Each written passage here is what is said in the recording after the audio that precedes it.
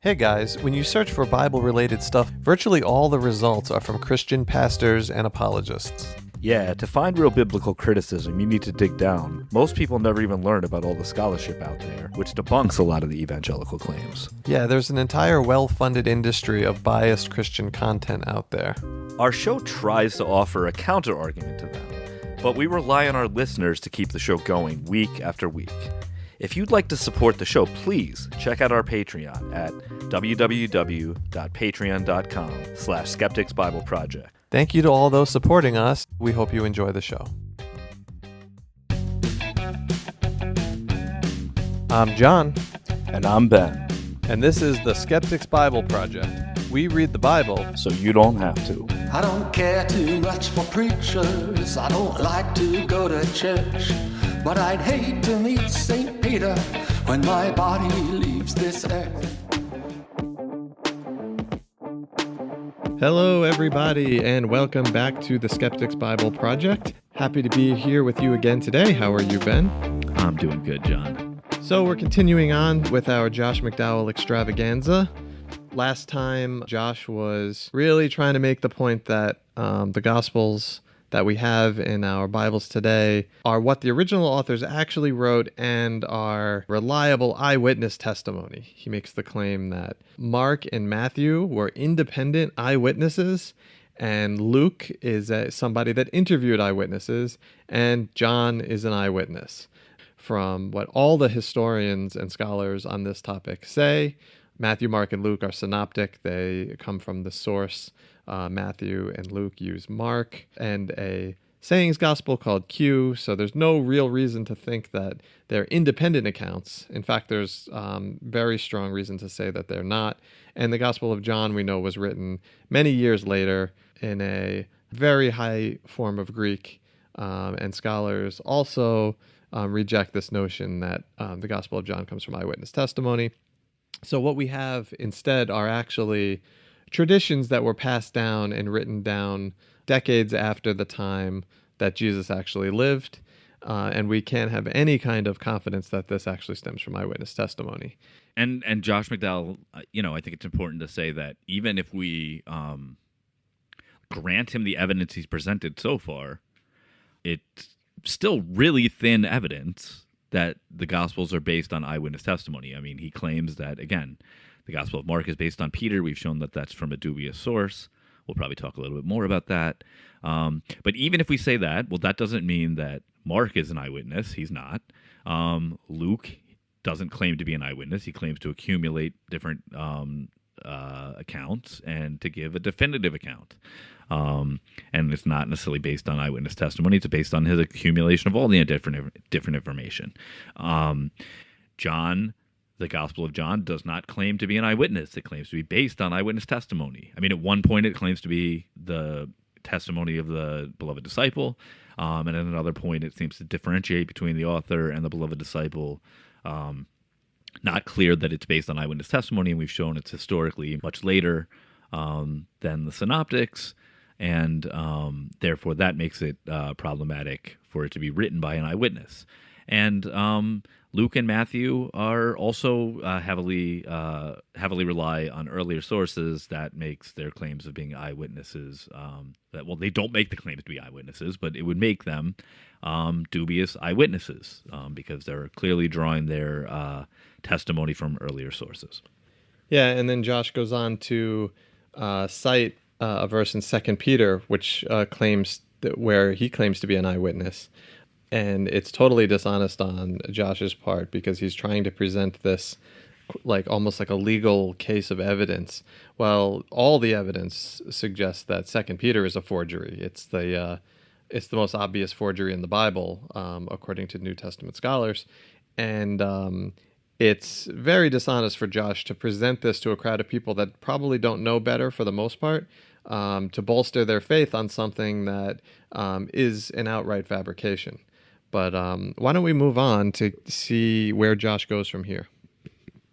Now, there's a second part of the writers of the Scriptures. They not only wrote as eyewitnesses or recorded eyewitness accounts, but here is a critical key.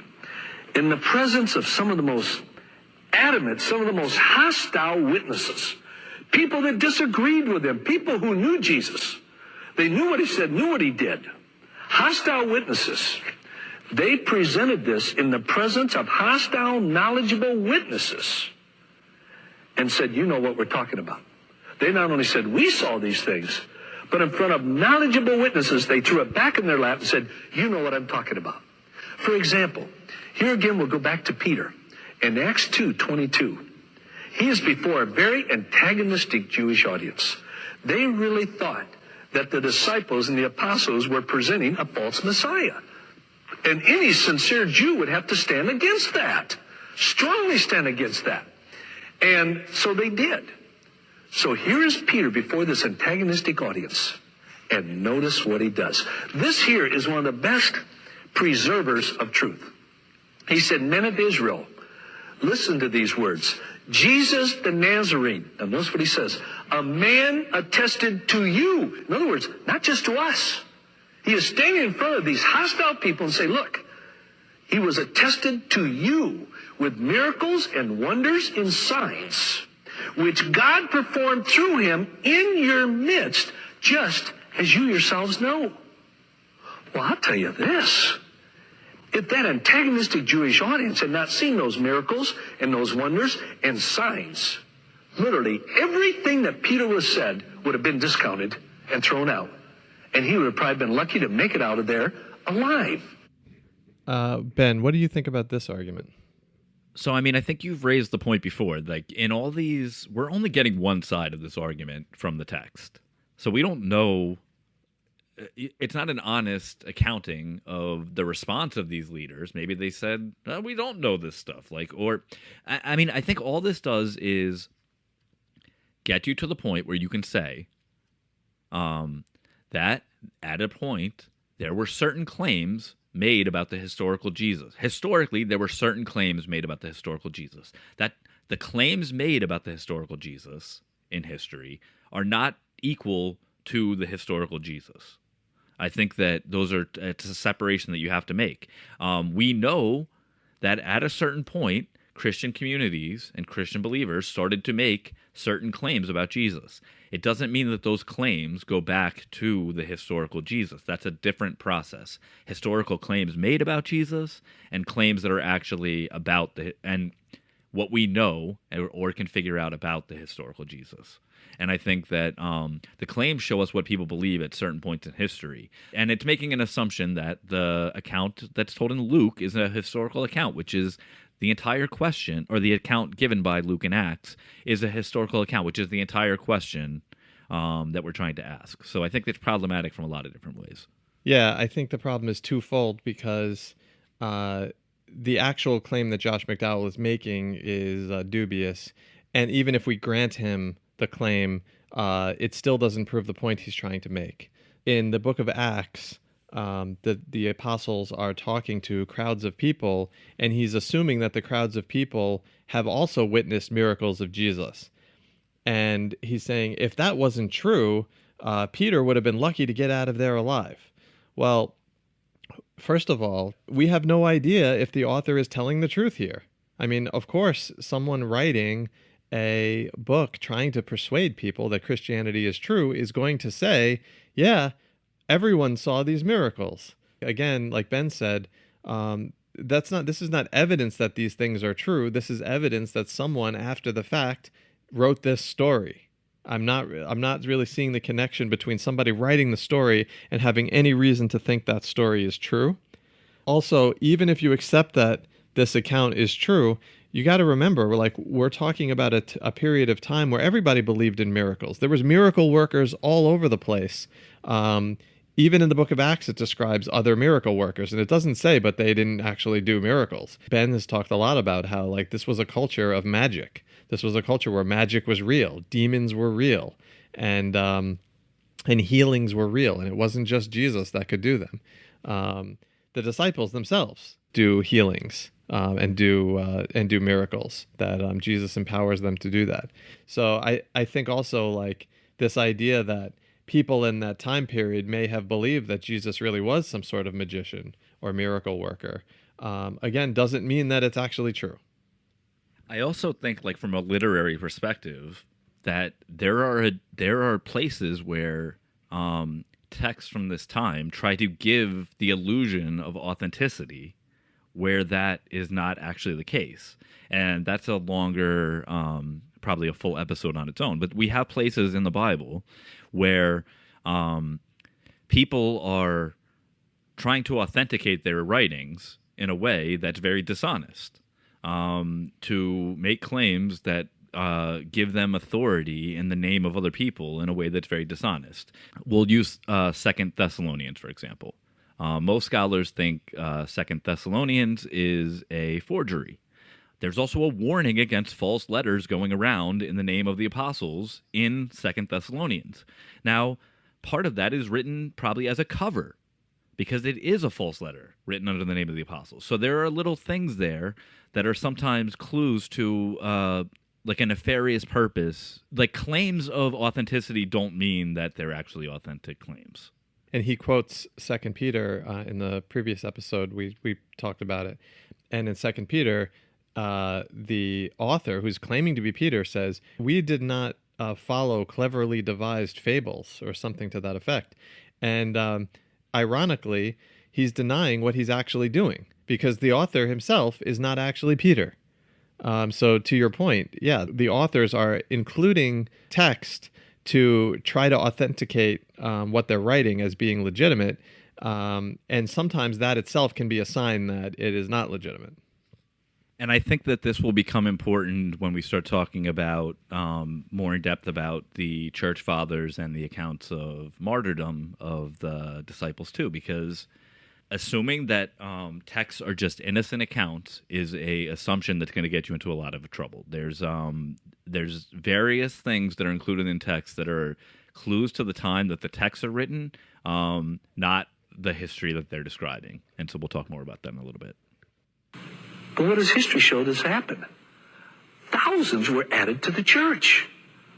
You see, it was presented in the presence of knowledgeable people, where if they would have dared to depart from the truth, the very community itself would have corrected it. They appealed to the knowledge of their opponents. And I know when I go into a debate, and over the years I probably had close to 200 to 250 debates. And I study my opponent's position more than I do my own. I know what I believe. I know why I believe it. I got to find out, why does my opponent believe what he or she believes? And so when I go into a debate, I would constantly turn to my opponent on some point and say, "Isn't this true?" Or, "You know what I'm talking about." Well, boy, you better be accurate, and you do that, it'll be shoved right back down your throat. And you can be right 19 times, miss it once, and if your opponent is sharp, he or she will step up and bury you that. So I just want to jump in for a minute when he talks about how the community would correct it. Well, how do we know that the community did not try to correct it?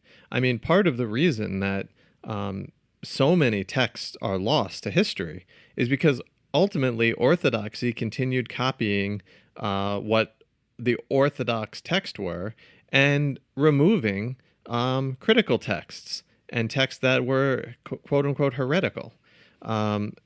The author Celsus comes to mind, who Celsus was a critic of Christianity, and all we have from Celsus is in what another early church father wrote against Celsus. We don't have Celsus' original writings. So when he's talking about the community would have corrected it, it's like, well, maybe there was correction and that's been lost. Maybe there was dissent. We know that there was a huge spectrum of beliefs in the early church, and we know that it was ultimately orthodoxy that won out against these other heresies. So again, as far as the self-correcting mechanism, I would say it's not really a self-correcting mechanism as it was the birth of orthodoxy and censorship of dissenting voices.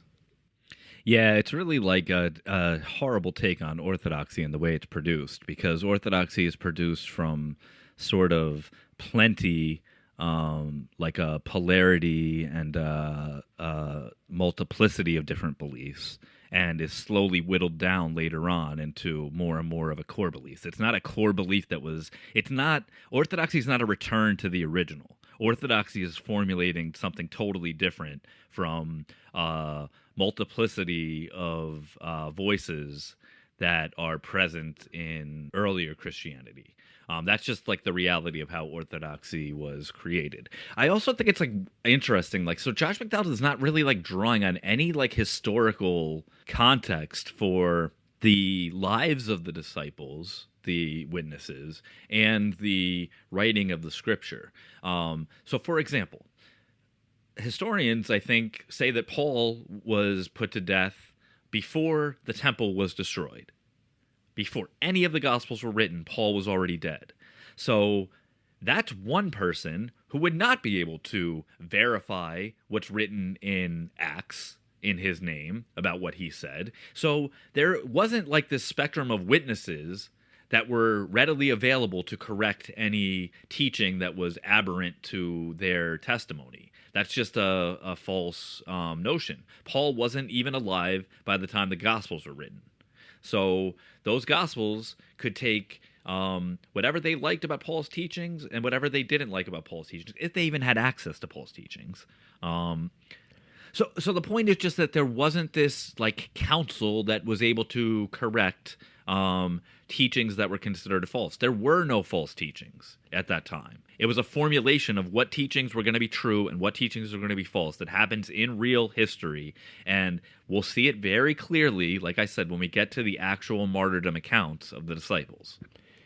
Yeah, his argument here really depends on a false understanding of history. And his false understanding is that Matthew, Mark, Luke, and Acts are eyewitness testimonies that were written, very early. There would be a community there to correct it. It's like, well, would there be a community there to correct it? 60 years later? Like I said, how do we know they didn't correct it? We have no knowledge of any of this stuff. All we have is a story that somebody wrote. I could right now write a story about something that happened 70 years ago and claim that everybody around us was amazed by this miracle that we witnessed. And where's the community to self-correct that? All I did was write a story and then start spreading it around and transmitting it around. So I just don't, again, like he's making a lot of assertions here, but none of it is really backed up by the evidence. It just logically doesn't hold water. And it's like terrible, terrible history. Like, Christianity, there was a community to gauge the truth of Christian claims. It was called the Jewish community because Christianity started out as a Jewish sect. It was able to maintain its identity as a Jewish sect. It was within the spectrum of Judaism. It was open to Gentiles. That was like the sort of like radical adaptation of Paul's theology. Historically, it began as a Jewish sect. There was a split between Judaism and Christianity. And you see it in the Bible. You see it as a slow walk as Christians and Judaism slowly like separated themselves into something different. And eventually Christianity became much more of like a Gentile-centric, Gentile-conceptualized faith. But that was a difference. And so the community was Judaism during that time. And it rejected Christianity's claims as aberrant and false. So there was a community to gauge whether these claims aligned with like what people believed about the coming of Messiah in like amongst like Messianic Judaism of that time. And those people overwhelmingly rejected Christianity. There was a split between Christianity and Judaism that happened because Judaism ultimately rejected the claims of Christianity as it became more Hellenized. So again, it's just like a bad take on history. Like if you want to say there was no community or the community would gauge the truth of Christianity, then I think the biggest thing is, did the Jewish community like overwhelmingly convert to Christianity? And they did not. They wrote as eyewitnesses or recorded eyewitness accounts. Second, they appealed to the knowledge of the readers and listeners concerning the evidence that they spoke about. And so I believe that what we have here is literally what Jesus said and what Jesus did. I believe what was written down was true of what Christ said and did. I just want to say really quickly another thing that just occurred to me. If all of these, the way he's describing it, it seems like thousands of people were witnesses of these miracles of Jesus. Why do we not have more testimony of this from historians? from secular sources outside of Christian tradition. What comes to mind is some of the accounts in Matthew where the graves were opened up and all the dead people were, walking around Jerusalem and were seen by many. If that were the case, you'd think you would have some record of that in history, but no, there's no record. We just have the Gospels. Yeah, and I mean, I think, again, it goes back to the fact that there wasn't a differentiation between Christianity as just another Jewish messianic cult early on. It wasn't like something that anyone was concerned about. There's very, very little historical attestation to Christianity in the first century. I think one place maybe that showed even that anyone outside of Christianity was aware of this religion. And again, there was a formulation of differentiating Christians, not even a term that was originally used, and from just another part of Judaism. And to just ignore that whole historical trajectory. And I also just think, so that's one thing. And then I also just think it's like Josh McDowell, once again, is making a claim that is not substantiated by what he said so far. Like, the person that wrote Luke claiming that Paul said something does not mean that the person in Luke is somehow an accurate recorder of history. And because Paul claims in Luke to be backed up by that these things were not done in the dark. I mean, I don't even know in the context, is he talking about just his ministry was not done in the dark? I mean, I don't think he's talking about the evidence. Like, Paul doesn't even know about Jesus' life, and from what we have in the authentic Pauline epistles. Paul seems to be very unconcerned with the historical Jesus and the things that he did. I just think that it's an argument that doesn't really stand up to the internal evidence that he's using, is begging the question of whether that evidence is even accurate, ignores the history that we know, and is also not proving the point that is what he's claiming, that this evidence is historically accurate. He's never shown anything that makes that clear. Yeah, and I'm going to say what I keep saying over and over, that this same claim could be made by any fanciful claim today. Somebody was abducted by aliens and they tell the story. They may even have witnesses and they say, these people saw it, and those people will say, yes, I saw it. According to that, we should believe those tales. Big tales of Bigfoot, tales of all kinds of things. So it's just not really holding water for me as being evidence that we should be relying on.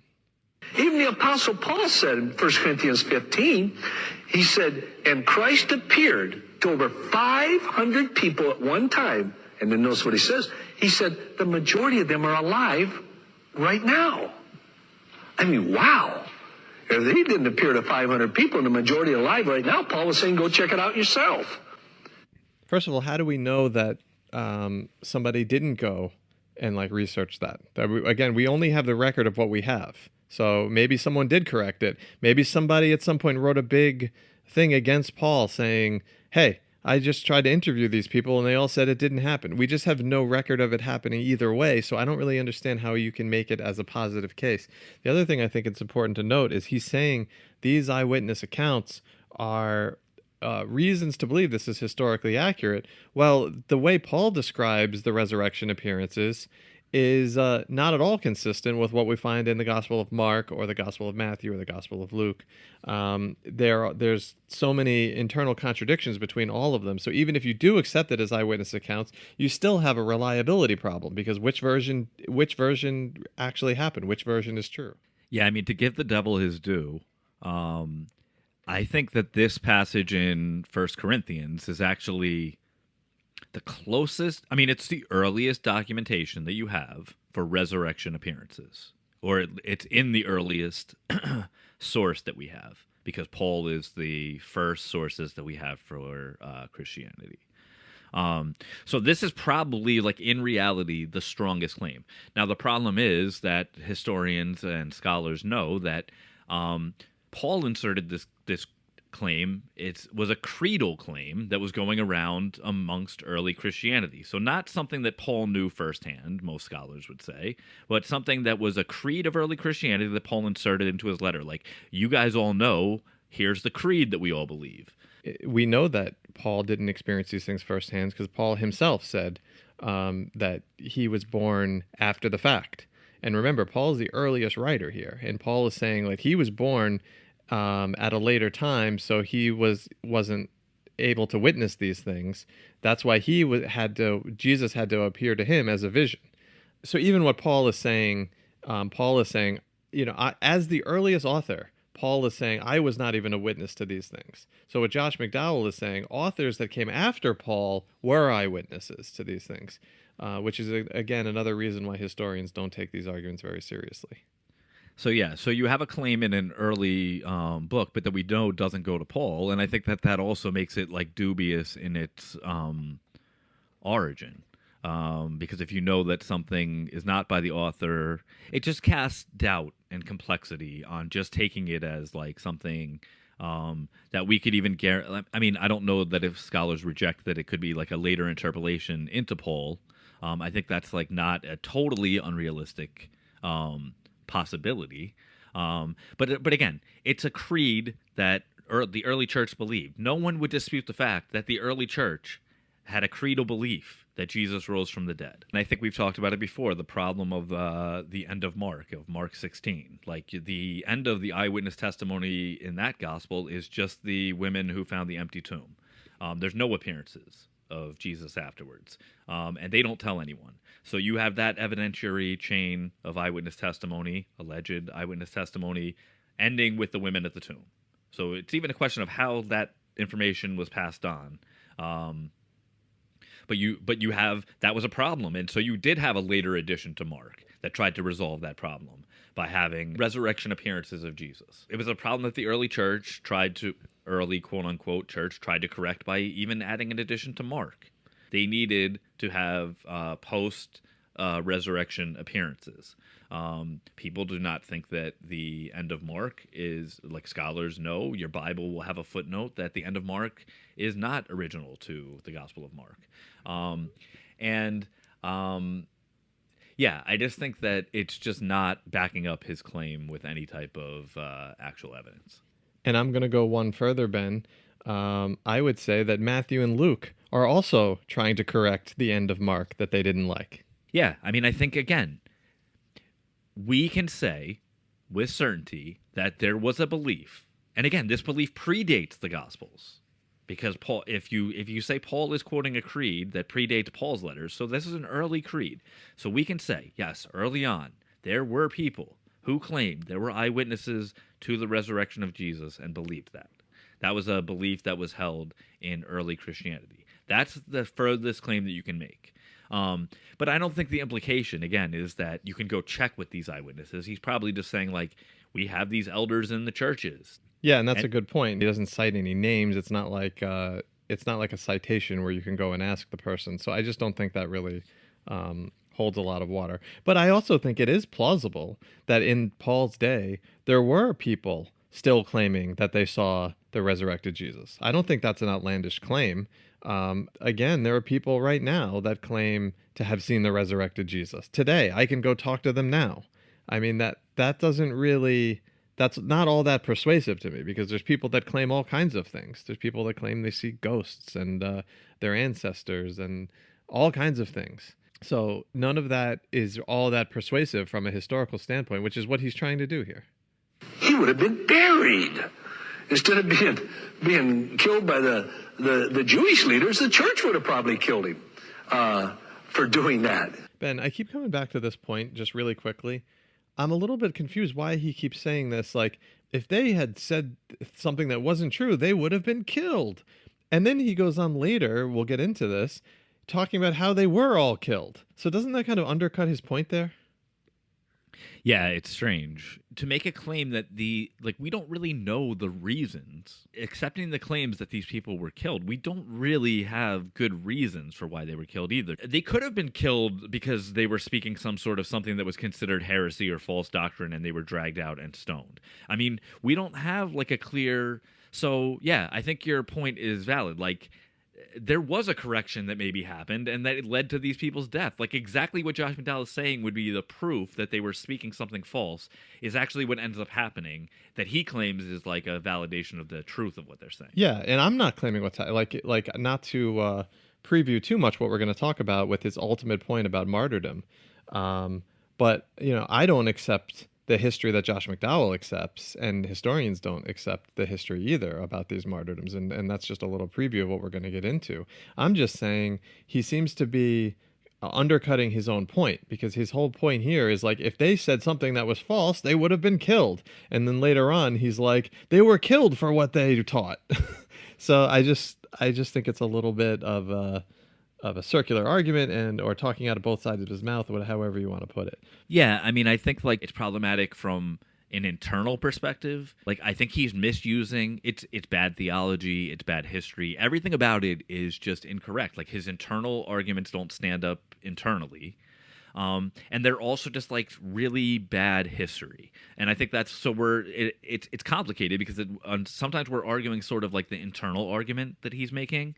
And even saying like, if you make the assumptions that Josh McDowell is making, that we can take these things as historical, his argument still doesn't make sense, because what he's saying is the history is exactly, the consequences are exactly what he would claim for false teaching.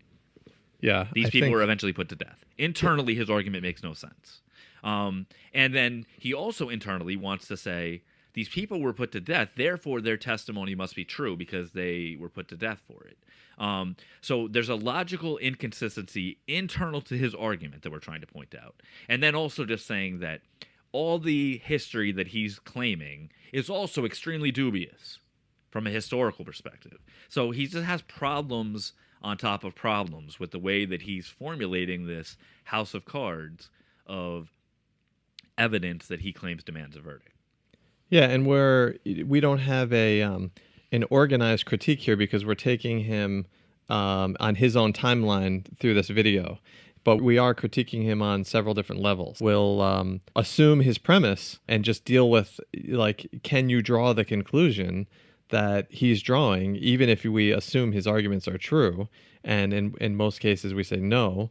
And then we actually argue with the actual evidence that he's giving and say, historically, that's not accurate either.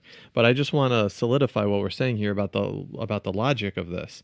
Later on, he's going to get into the fact that the disciples died as evidence that what they were saying is true. But what he's arguing here is, if they were to be killed, it would be evidence that the people said what they're saying is not true.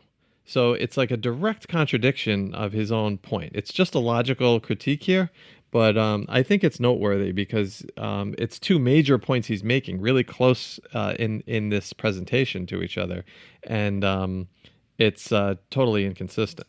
Yeah, I mean, I do think it is like a point to belabor, because part of what we're doing is saying that whatever conclusion you want to draw about the historical Jesus and historical Christianity, you should do a good job of making an argument that makes sense. If you're just constructing an argument based on evidence selectively chosen to reach your conclusion, you're going to end up with bad history. What we're not doing is trying to work our way backwards from a conclusion. I'm trying to walk with Josh McDowell's argument and show that in every way his argument is totally false. And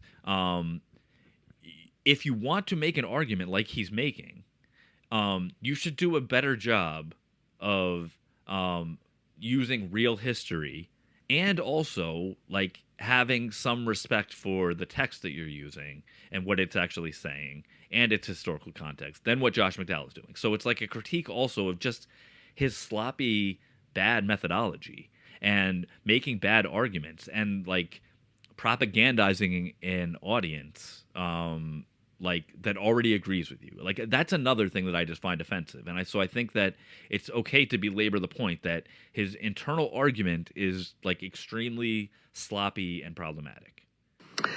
Here you have the apostles, the followers, the intimate followers of Christ. I think you could be fairly accurate in saying 11 of the 12 died martyrs' deaths. You could be very accurate by saying 10 of the 12. I'll say 11 of the 12. 11 of the 12 died martyrs' deaths. The other died in exile, John. But what did they die for? Look, you read the book of Acts. You go back to the early church and the early church fathers. They died for one thing, an empty tomb and the appearance of a man by the name of Jesus of Nazareth. And in their own words, they said, for 40 days we lived with him, we ate with him after the resurrection with many convincing proofs. And 11 of the 12 died some of the most heinous deaths in history. Dr. Simon Greenleaf, the man who, you might say, put Harvard Law School on the map, wrote the 3 great volumes on the laws of legal evidence, the Royal Professor of Law. And in studying military history, he made this statement: there is no equal to what the apostles went through and never once denied that Christ had been raised from the dead, and they had seen him and lived with him for 40 days. Not one of them, in the greatest persecution, everything, ever denied that, and torture. He said, in the annals of military warfare, there is no equal. I mean, you go back a number of years and look at Watergate. Nobody was threatened with death or anything, the death penalty, anything else. And yet, they couldn't even keep a secret for more than a few days. And one after another started breaking. And yet here were men that were persecuted, they were tortured. And they never once denied that after he was crucified and buried for 40 days, they lived with him and ate with him. Now here are 2 legitimate questions that appeal to that. So Josh is going to go on. Let me just jump in a little bit. So this is probably the biggest point that Josh McDowell makes. This is what you hear most often from believers as super strong evidence in support of the Gospels and Christianity and the resurrection. And Ben and I, outside of doing this show, have really been researching this a lot, and we've decided we want to do at least an episode or perhaps a series on this, because this alone just has so much to unpack. Many other apologists have made this claim also. Lee Strobel comes to mind with his book, The Case for Christ. So we do want to give this argument a lot more time than what we're able to do on this show. But what we're going to do here is give an overview. We're going to kind of give an outline of our problems with this argument and why we think this doesn't hold water at all. But I guess, Ben, I'll let you start. So I've been looking at Candida Moss's amazing book, The Myth of Persecution. And she really makes like an amazing historical case for just the ahistorical nature of these stories of early persecution in the church. And one of the most fascinating things is the way that the church fathers construct persecution narratives and what they do. And this is the main focus of the narratives of the deaths of the apostles. It's not in the way that Josh McDowell uses them at all. Curiously, Josh McDowell uses them as sort of evidence for the testimony of the truth of Christianity. No, it's much more complicated the way that the church fathers use them. First of all, scholars do not take the church fathers as historically accurate in their depiction of these events. But it's also very interesting the way that they insert heretical beliefs from their own time and contrast it with the orthodox beliefs that they're trying to formulate. So the heretical beliefs that, for example, Eusebius, the things that Eusebius thinks are heresy, are integrated into the narratives of the deaths of the saints, and the saints themselves express the perspective that Eusebius or Irenaeus want to create as the orthodox position in their day. So this is really the process of the function that these persecution myths had for the church fathers. They are trying to formulate orthodoxy. The way that they're doing that is to put orthodox beliefs, what they think is orthodox, and use the early the disciples of Jesus as their tools for expressing their beliefs of what should be orthodoxy. And so you have in Polycarp an account of Polycarp going to a bath and being confronted by a person that's spouting a proto-heretical belief, and Polycarp disengages with that person and leaves. Well, that's because in the time of that account, they wanted to establish that belief was heretical, and the way to deal with heretical beliefs was to depart from the heretical teachers. You have in Eusebius the beginning of the idea of a race of Christians, and the idea that heretics are equal to persecutors.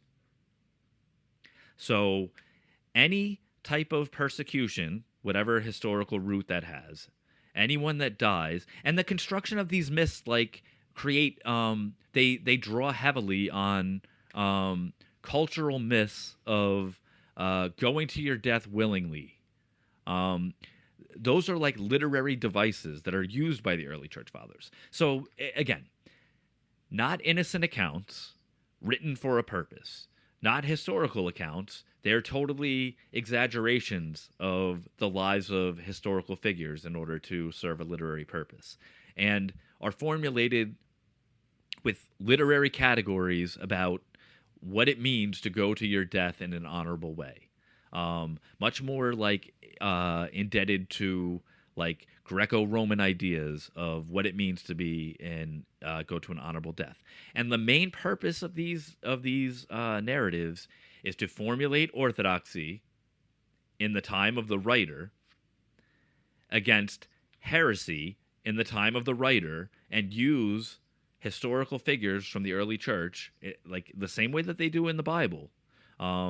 When there's a person that's trying to claim authority in the name of Peter, who's not actually Peter, these church fathers are doing a very similar thing. They want to tie apostolic orthodoxy to the earliest disciples. So their beliefs of what orthodoxy is need to be tied to the disciples. And the way they do that is with these accounts of martyrdom.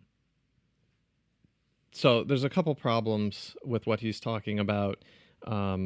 First is just the history itself. Can we trust what he's saying? He's saying, we know 11 of the 12 were persecuted and tortured and killed for this belief in the resurrection. Okay, what's the evidence of that? Well, I can tell you without going into too much detail that there's no evidence of that.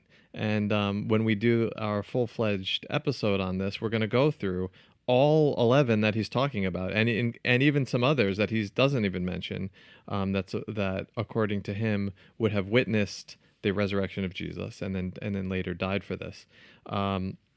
So number one, all we have, the evidence for the deaths of the disciples, come from centuries later traditions, usually miraculous tales in apocryphal books that Josh McDowell and most Christians would not accept as being historically accurate. Most of them involve an attempt to kill this such and such disciple, but the attempt failed because of a miracle, or God preserved him, so they had to kill him in another way. And there's tale after tale of the same type of thing. These are legendary tales. Historians do not consider these things real. We have no idea how these people actually died, for the most part, and we'll go through them. But let me play a little bit more of Josh, and then I'll continue.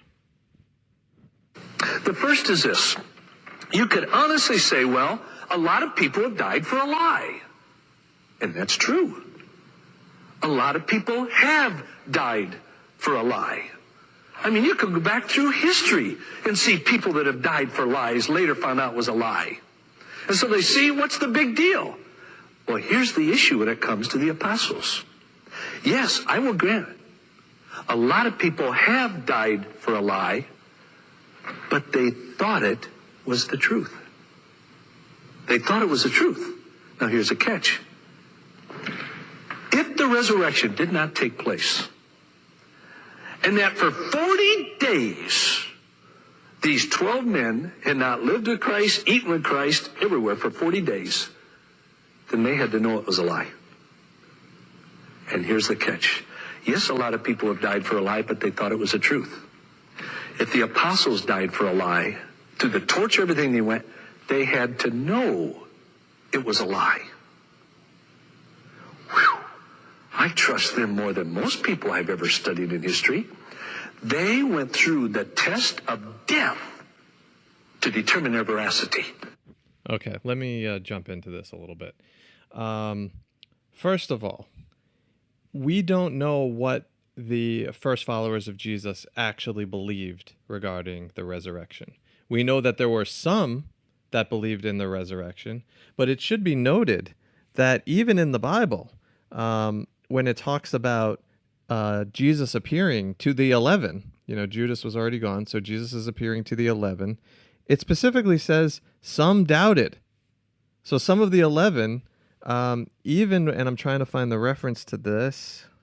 This is at the Great Commission, Matthew 28, and I'm going to start reading at verse 16. It says, "Then the 11 disciples went to Galilee to the mountain where Jesus had told them to go." This is after the resurrection. "When they saw him, they worshipped him, but some doubted." So even the 11 disciples, he's saying they so believed this that they went to their deaths. Well, even in the Bible itself, some doubted this. And again, this is even assuming that these are historical testimony. So we don't know what they believed about the resurrection. In fact, when you get to Paul, which is, again, the first author in the New Testament, the earliest author, it almost seems like Paul is talking about a non-bodily resurrection of Jesus. And Paul seems to say that his vision of Jesus is the same that happened to the original disciples. He doesn't talk about sticking his hands in the wounds of Jesus or eating with Jesus or anything that the disciples claim. All he says is that he was seen by them. And in the same way, Paul saw this vision and heard a voice of Jesus. So I can foresee a scenario where, in the same way people have seen their ghost of their dead relatives, people that were cult-like followers of this messianic figure Jesus, after he was crucified, some of them had visions of Jesus. And yeah, they may have gone to their deaths because of that belief. But again, now we're into that argument. We have no idea how they went to their death. And one thing I think it's important to note here is that there's a lot of assumptions going into what Josh McDowell is saying here. I mean, one assumption is that the disciples would have had the ability to recant. Like, there's an assumption that the authorities went up to the disciples that died and said, "I'm going to kill you unless you recant this belief that the resurrection happened." No, most likely if they were killed, they were just martyred the same way that any persecuted people were martyred. Let me just jump real quick in with another, just little historical tidbit too, that again, from Candida Moss's book. What she talks about is the inability of the church fathers to differentiate between someone being put to death for some reason in an unofficial way, and large-scale disenfranchisement of Christians based on their belief that happened eventually in the Roman Empire, where they weren't allowed to serve in public offices if they were a Christian.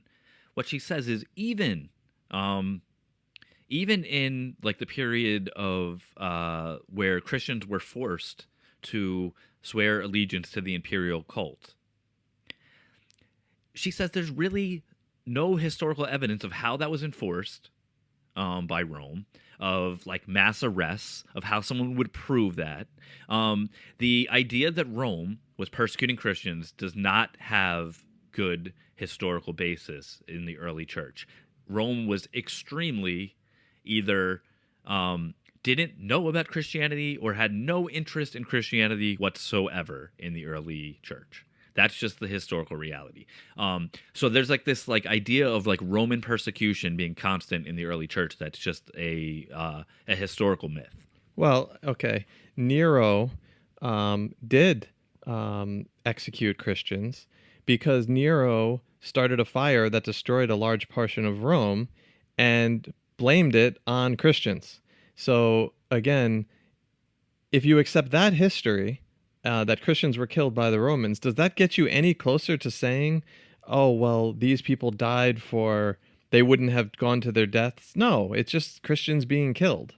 You really have to assume a lot for his argument to make sense. You have to assume that they had some ability to prevent their death and execution by like renouncing something that they knew was true. And there's absolutely no evidence of any of that. So there's a lot of kind of crazy assumptions, but let me get into a little bit here without going into too much detail. James, the brother of Jesus, we do have attestation outside of the Bible that he was put to death, and that comes from Josephus. In Josephus' story, he talks about James being executed by the Jews. And in the story, if you read it, it's all for political reasons. It has absolutely nothing to do with James' belief in the resurrection of Jesus. So even if you take Josephus, it has nothing to do with what Josh McDowell is talking about for the reason that he was martyred. According to this, he would have been killed whether or not he renounced Jesus. It had nothing to do with that.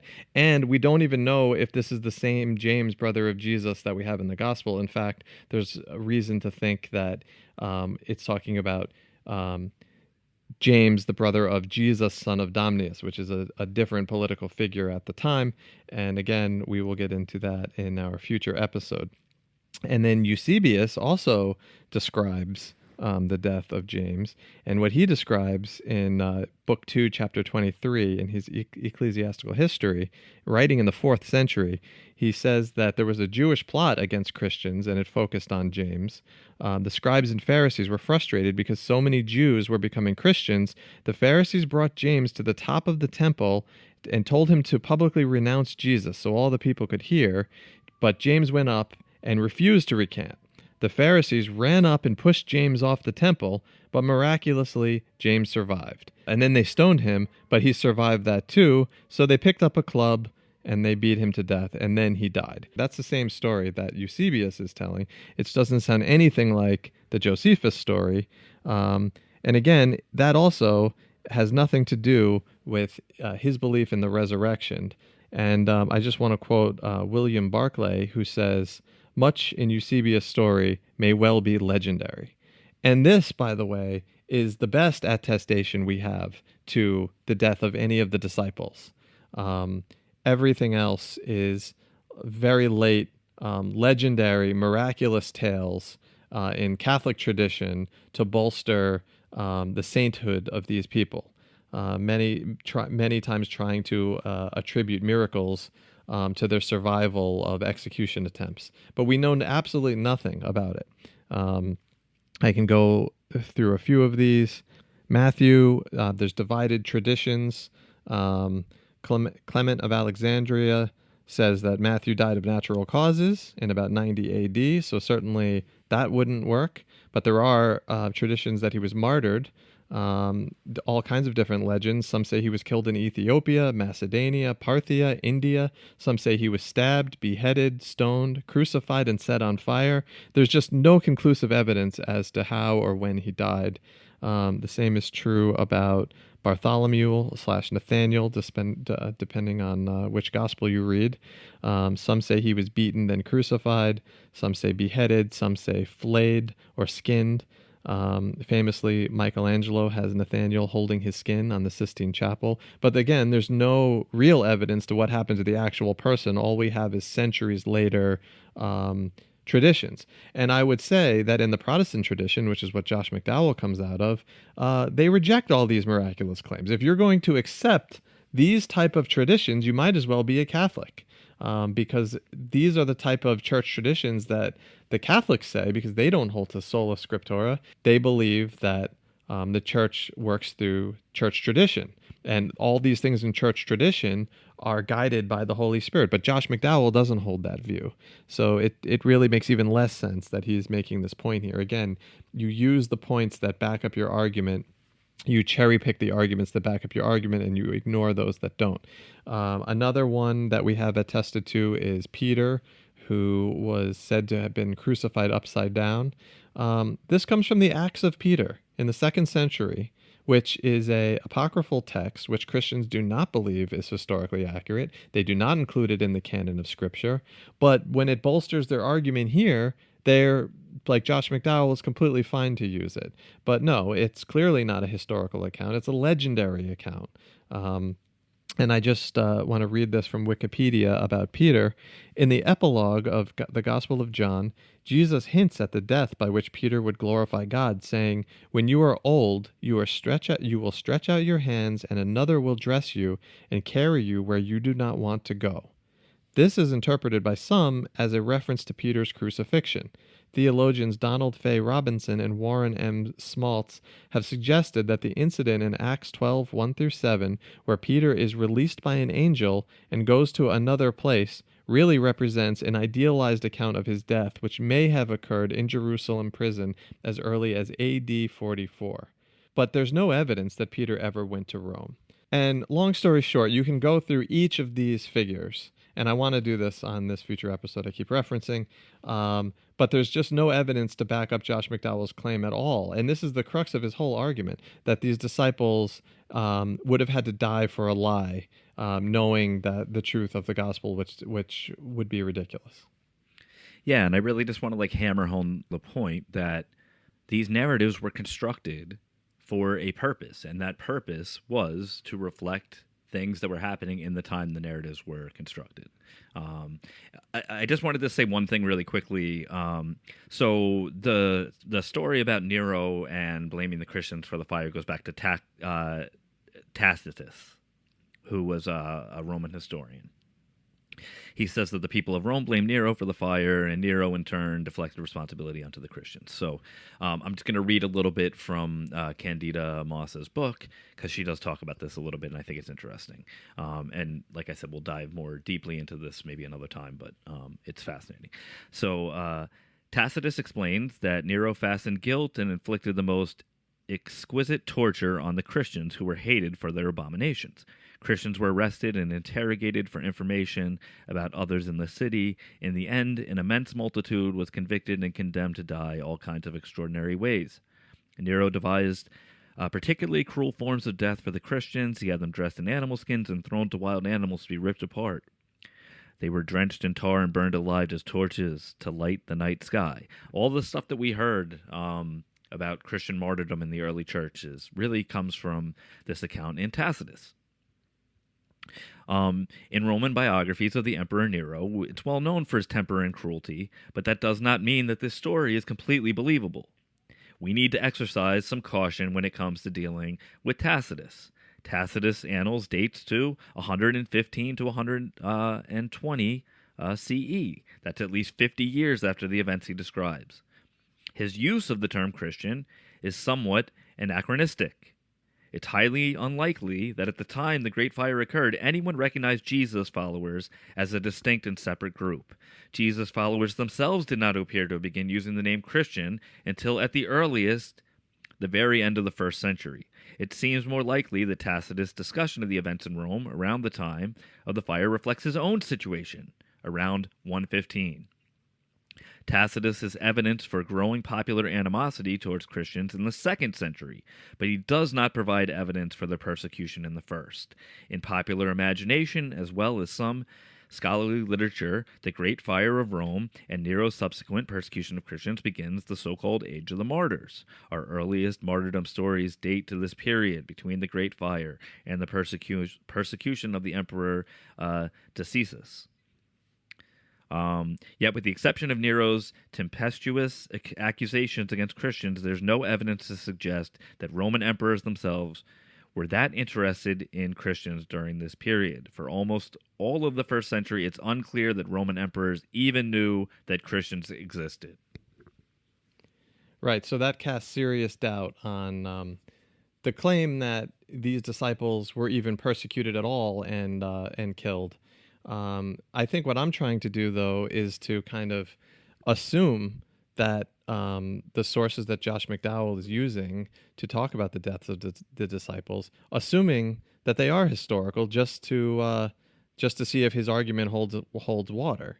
And I would say it doesn't hold water, because even if you assume that this whole Nero story that Tacitus talks about is true, it still doesn't have the disciples, dying with the ability to recant, which is really what you would have to have. You would have to, like, Josh McDowell is setting up this fictional scenario where you have Roman soldiers coming in and saying, recant your belief in the resurrection of Jesus, and the disciples say no, and then they're murdered. If that happened, that would back up Josh McDowell's claim here, but that's not what happened. Even if you accept Tacitus's history. Yeah, I mean, it speaks to, like, again, I want to cast doubt on the historical sources in the way that they tell historical stories, like, speaks to the time that these sources are speaking. The other interesting thing that Josh McDowell doesn't really deal with is the positive aspect of all these accounts of the deaths of the apostles is that you can precisely trace how the legend is forming and how it gets exaggerated and how it gets developed over time. So we have 14 different accounts of Peter's death that conflict so many different ways. They contradict each other, and they get more complex as time goes on, and they reflect the historical circumstances in which they're written. And they're if you are going to take the account, for example, of somebody online was arguing that the Apostle John was actually martyred because he was boiled in hot oil. Well, that comes from Irenaeus, who is a dubious source, but it gets exaggerated by the time you get to the Middle Ages and is included with Peter and the dragon. So are we going to take that account as a historical account as well? Like, it doesn't help you to say that we have a bunch of different accounts for how the disciples died. It casts even more doubt on the historicity of those accounts because you can trace how they became more and more legendary as time went on. And you can also compare them and say, there's no way all of these could be true. And then I think John also raises an interesting point that you would have to take them in the context of the entire document that they're contained in and say, okay, if the apocalypse of Peter is true, if whatever document this comes from is true, then we have to take everything else that document says is true too. And that creates a whole nother set of problems. Yeah, and I think that it's a circular argument ultimately, because what he's trying to do is prove a miracle, prove the resurrection, prove that the resurrection actually happened. And you can't prove a supernatural miracle by giving evidence of another dubious, miraculous claim. And John is a great example, because the story of the Apostle John's martyrdom has Domitian ordering John to be boiled to death in boiling oil. He's burned in the oil, but John is just refreshed by it in a miraculous event.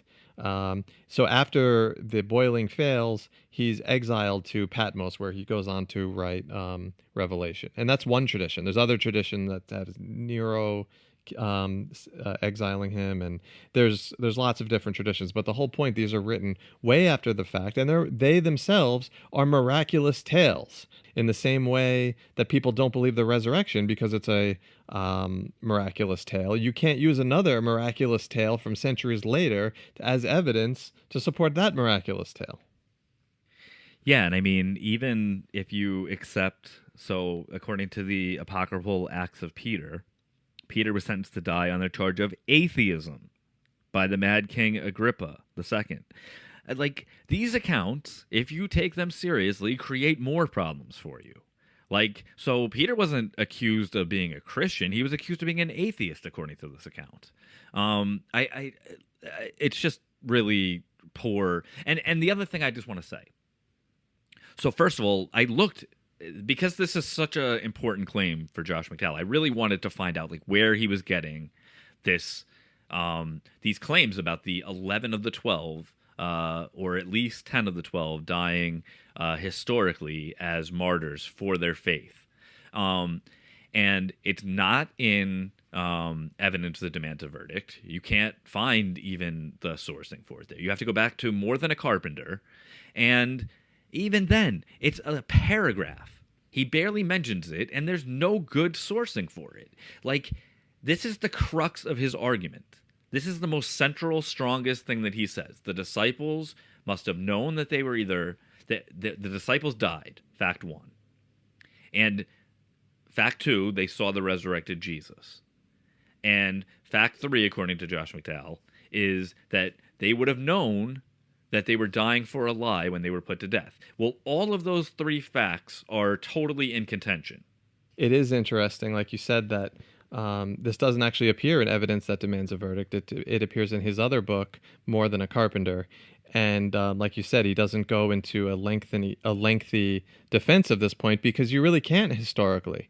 And I think the reason we hear about it so much is that it's made such an impact on people. It sounds on the surface like it makes so much sense. Like if we really knew how the disciples died, and if we really knew the claims that they were making before, for all we know, the disciples were claiming that Jesus was not bodily raised from the dead. He was raised spiritually. This was a debate going on in the early church. We see it in the letters of Paul.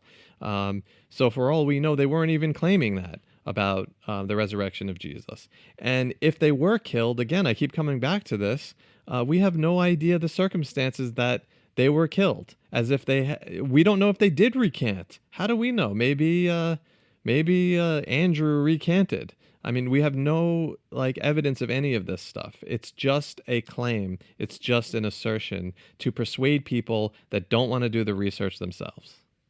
It's also fascinating because these accounts are from hundreds of years later. So they're not it's a claim that's historical is just a joke.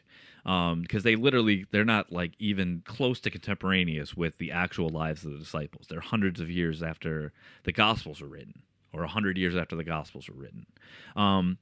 But the other interesting point, I think, is that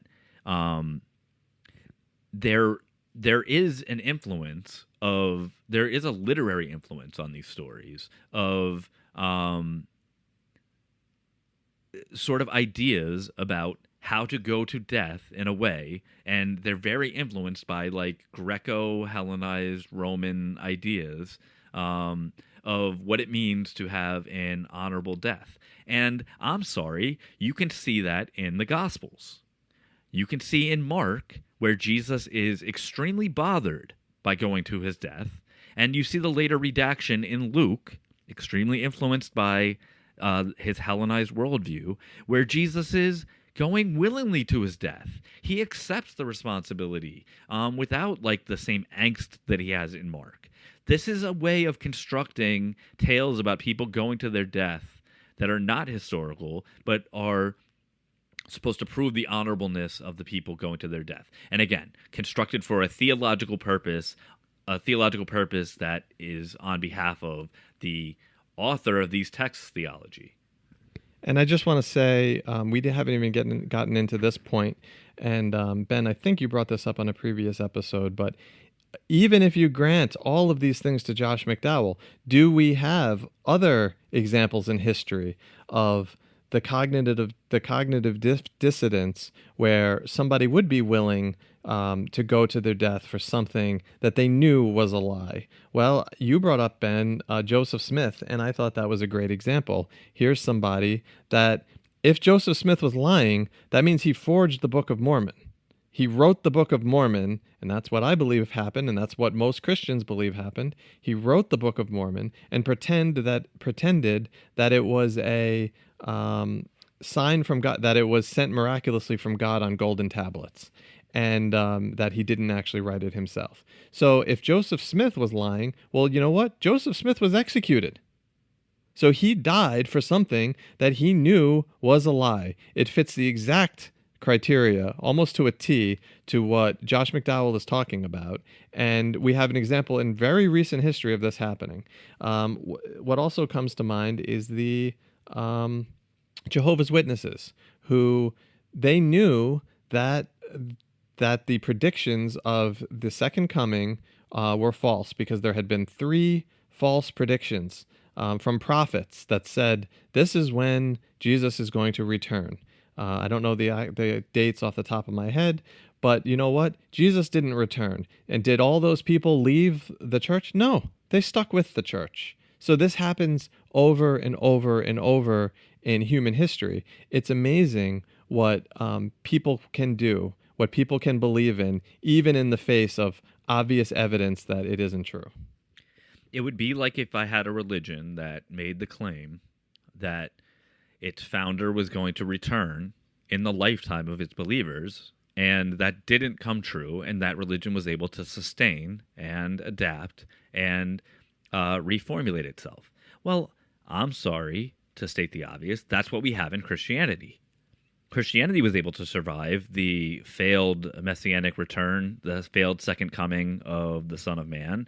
It reinterpreted the clear indications in the Gospels where they say, you will see the Son of Man return in power. Those of you standing here will see this. Some of you won't pass away before you see this coming. The implication in Paul, I mean, we beat this concept to death, but it's super important for understanding how cognitive dissonance can survive. You have cognitive dissonance in what we know about the early church, because they had a failed prophecy of the return of the Son of Man during their lifetime. And by the time Peter is redacting that theology, Peter, quote unquote, in 2 Peter, I think, a day is like 1,000 years. So now it's all been reinterpreted to stretch the timeline. The cognitive dissonance is actually there in the text if you look. Yeah, and for anyone interested to hear more on that, we did, I think, was it a 1 or a 2-part series on the second coming and the prediction in the Bible that Jesus makes, that he will return during the lifetime of those that were there with him to see it. So I would encourage anyone to go back and listen to that. We have a lot more to say about this. We're clearly going on for a long time. We're here at the end of this episode. But we'll come back on the next episode and continue on with this and dive into it more in depth. So stay with us. Have a good night, all. The Skeptics Bible Project is a John and Ben production, with intro music by John Lobker. Support us on Patreon at patreon.com/Skeptics Bible Project, and follow us on all social media platforms at Skeptics Project. Got questions or comments? Email us at skepticsbibleproject@gmail.com.